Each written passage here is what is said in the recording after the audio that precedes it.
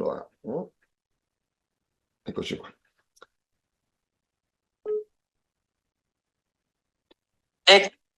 Francesco, Buongiorno. buongiorno. Sentite? Signori? Sì? Bene, ok. Mi dispiace, ho messo anche delle cuffie, ma non ho risolto nulla.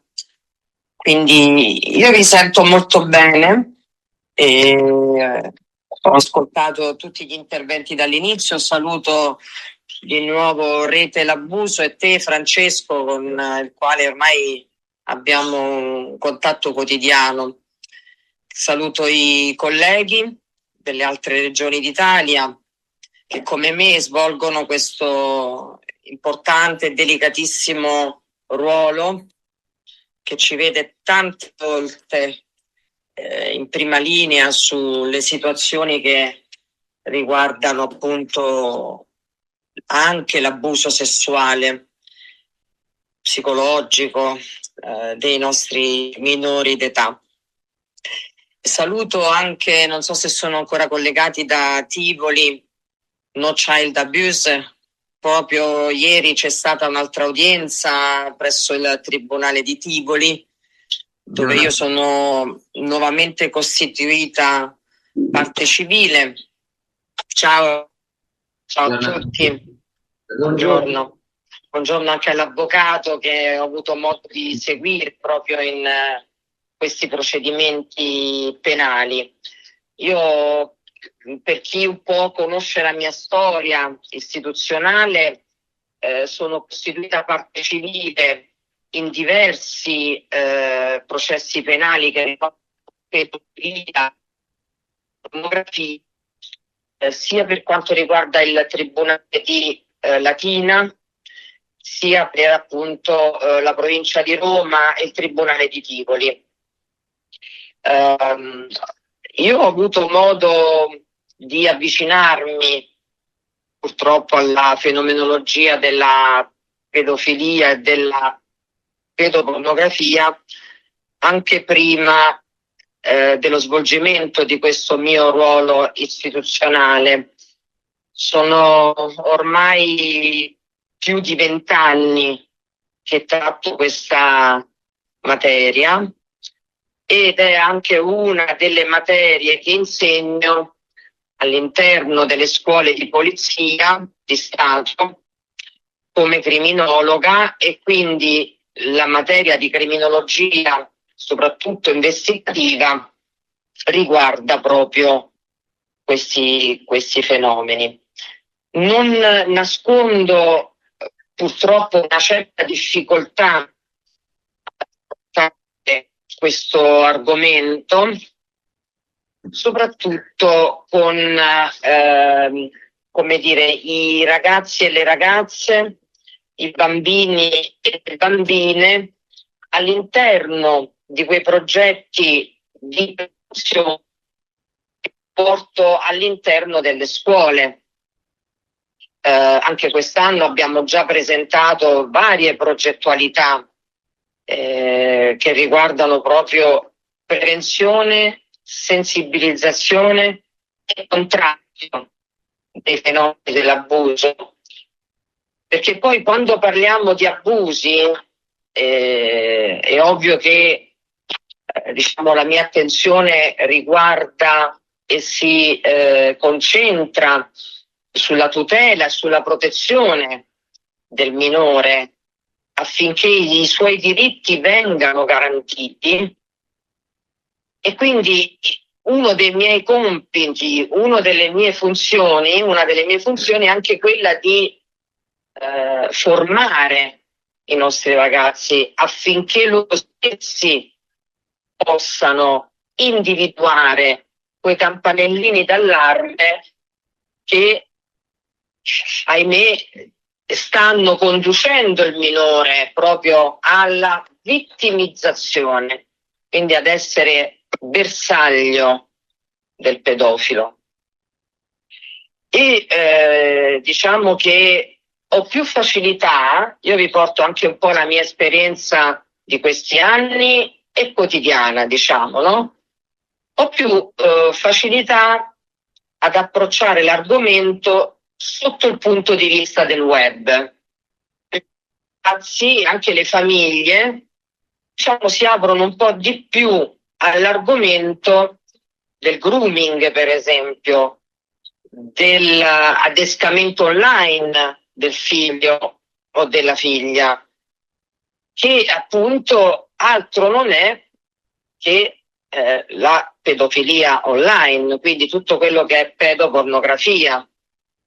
Quando invece andiamo a toccare tutti quei segnali di rischio che vis-à-vis i nostri giovani invece potrebbero avere, li trovo più difficoltà all'approccio, perché c'è difficoltà ad affrontare proprio l'argomento sulla sessualità, sulla, come dire, sul poter indicare ai nostri giovani quali sono i comportamenti che noi adulti dobbiamo mantenere verso i minori d'età e quali sono quelli illeciti invece.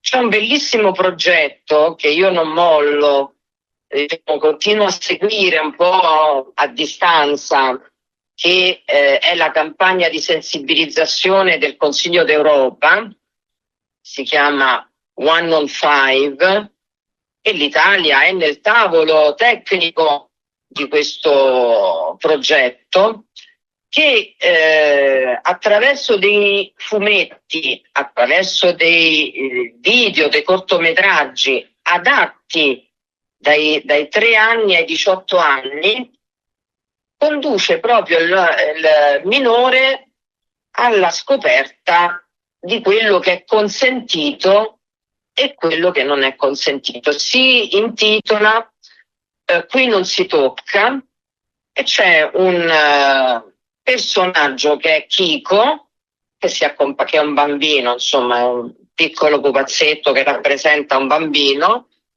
e si accompagna alla mano e appunto insegna il qui non si tocca. Qualche anno fa, lo raccontavo tempo fa appunto anche a Francesco, ho provato a proporlo all'interno degli uffici scolastici, eccetera, però non ha trovato molta adesione, come dire. E in qualche modo però nella divulgazione di quelli che sono i diritti dell'infanzia e dell'adolescenza, è chiaro che io continuo a formare i ragazzi rispetto a quelle che sono le convenzioni internazionali, no?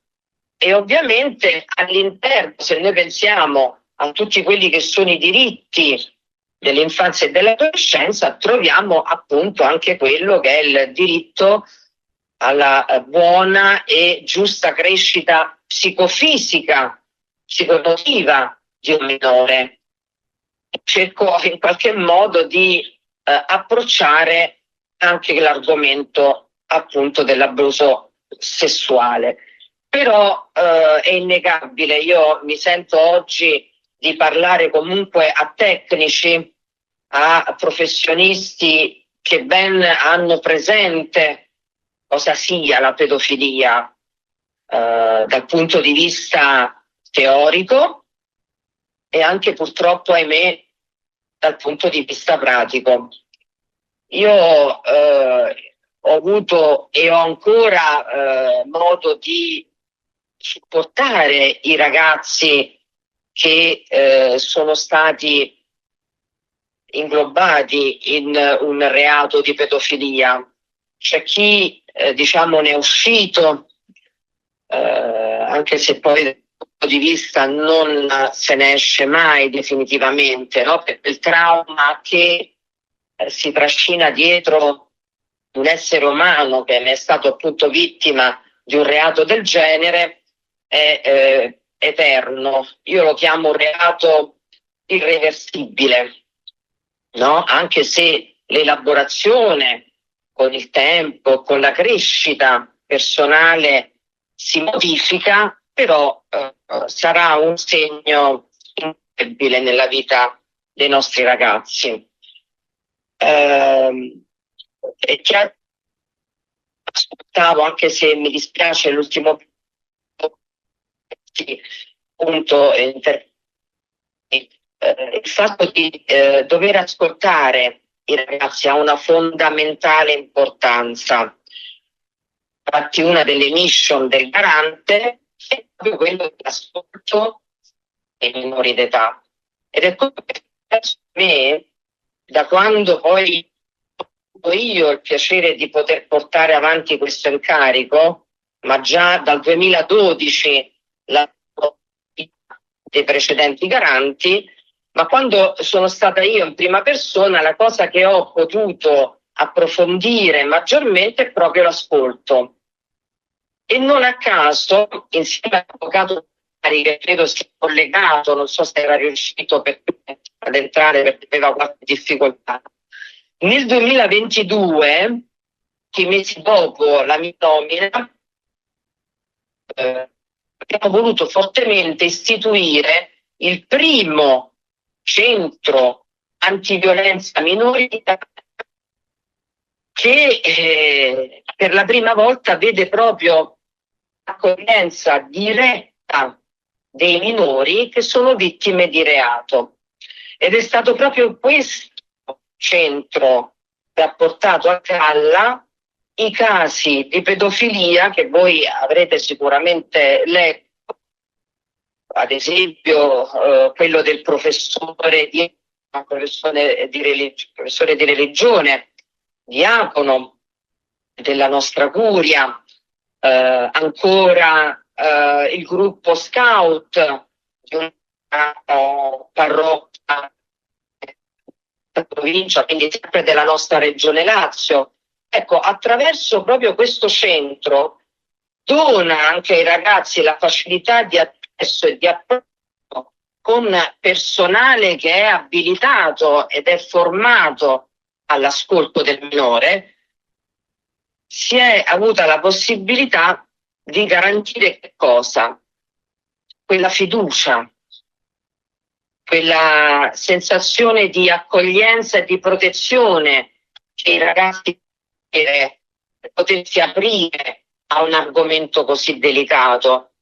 Noi oggi abbiamo avuto modo di osservare anche dei numeri, un report importante, quello che Francesco ci ha presentato, no? Quindi immaginiamo quanto oltre questo report noi abbiamo come sommerso, quanti casi che non emergono.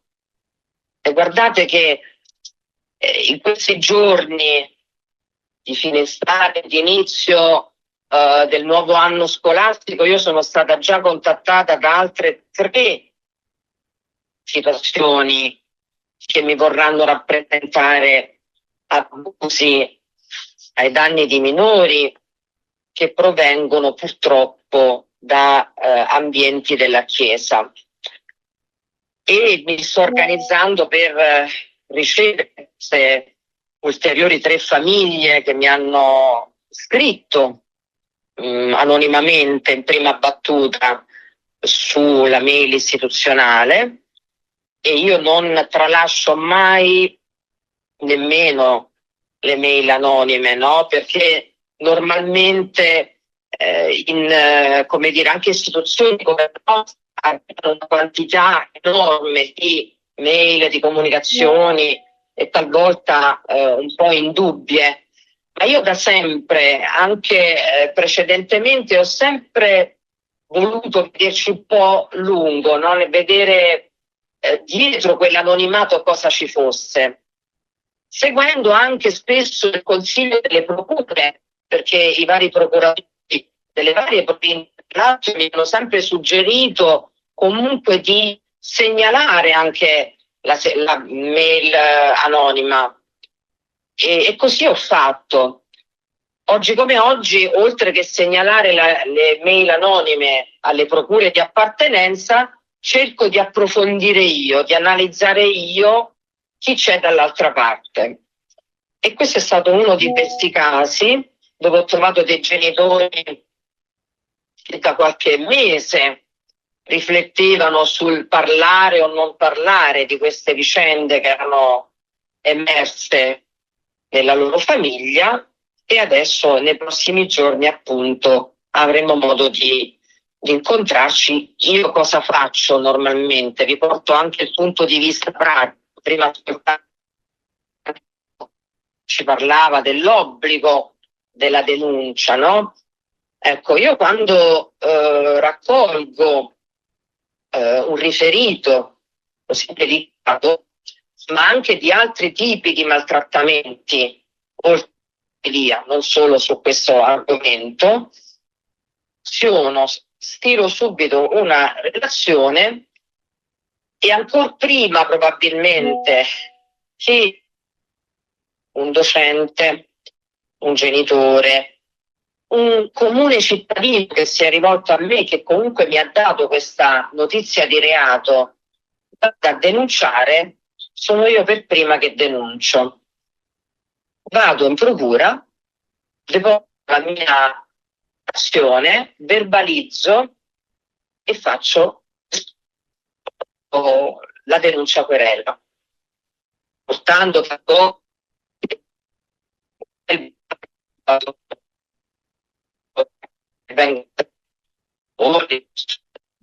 Dottoressa Sansoni, la sentiamo a strappi.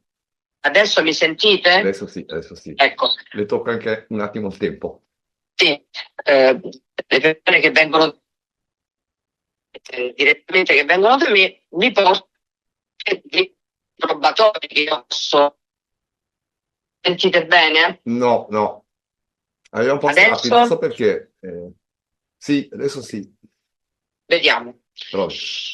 Ok, dicevo, gli elementi probatori che acquisisco, diciamo, danno la possibilità in più di poter porre una tutela anche già correlata di qualche prova. Quindi, come vedete, i servizi sono fondamentali.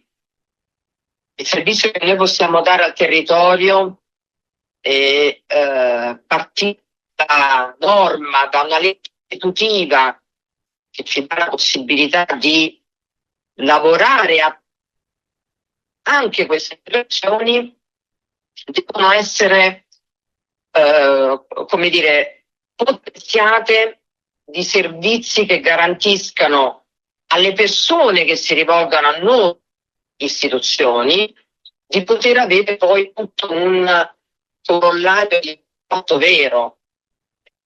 Ma tramite una figura di garanzia devo poi avere la possibilità di essere guidato fino alla fine, fino anche a dover essere condannato a svolgere una denuncia, ad affrontare un processo ed avere anche un supporto psicologico che mi aiuti ad essere anche pronto a presentarmi nelle aule dei tribunali, perché tante volte quello che io riscontro è anche questa fragilità, il non avere la certezza di avere poi a fianco un'equipe che ci aiuti ad andare avanti. E allora molti decidono di non parlare anche per questo motivo.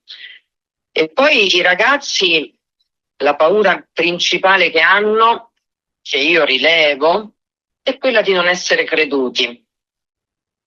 Ed ecco perché io in primis mi faccio portavoce, e anche quando ho poche prove, quando ho pochi elementi da poter donare alla magistratura, io comunque la denuncia la faccio lo stesso e la porto avanti.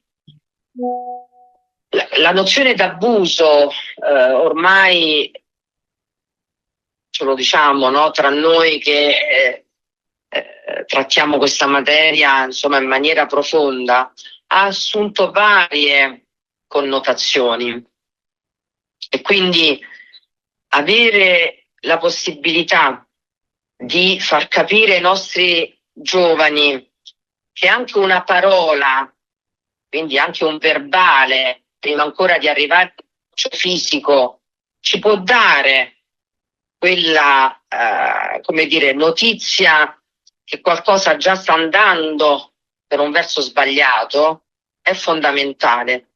Quindi il mio lavoro anche quest'anno sarà sicuramente concentrato ad insegnare ai ragazzi, per quello che potrò fare e quello che poi, lasciatemelo dire, mi consentiranno di fare, di renderli comunque edotti, di non lasciarli nell'ombra, di non lasciarli in quelle situazioni un po' fumose che non garantiscano seriamente la loro protezione e la loro tutela.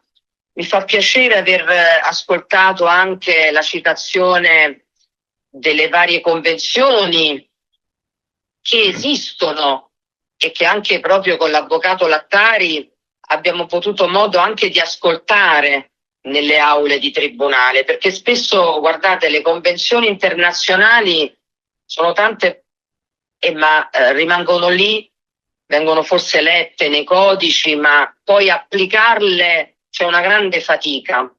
E invece questo per la tutela giuridica del minore è fondamentale. Quindi non ne voglio trattare le ali. sì, vado a concludere, infatti. Scusa.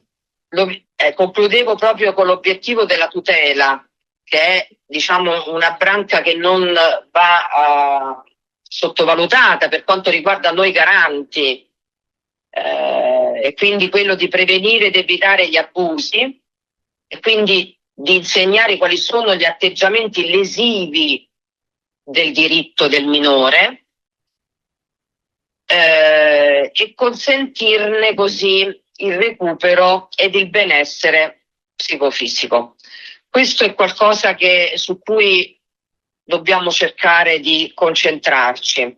Credo che oggi la rete si stia ampliando e spero che questo sia un trampolino di lancio per un futuro lavorativo e una proficua collaborazione. Grazie.